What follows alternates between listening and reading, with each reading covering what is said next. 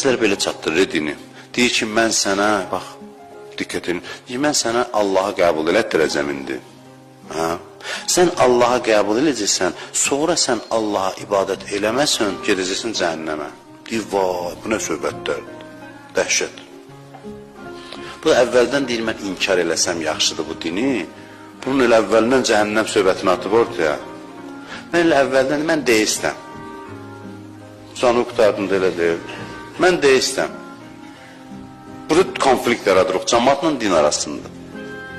İndi mən sizdən soruşuram, cümlə düz cümlə deyildi be ya, cümlə düz idi. Cümlə düzdür də, Allahı tanıdın, ona itaat eləmədin, cəhənnəmə gedirsən. Səhv cümlə idi, səhv cümlə deyil. Düz sözdür bu. Amma izah eləmək, təqdimat mühümdür ki, nə nəzərdə tutulur bu söhbətin içində. Amma mən sizə bir sual verim. Yolda nişanlar var ha. Deyir, yol dönür. Ha? Kimsə o nişanlarla dava eləyir.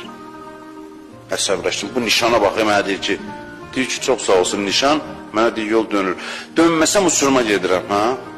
Elə deyil. Olanı deyir də, Allah da belə eləyir.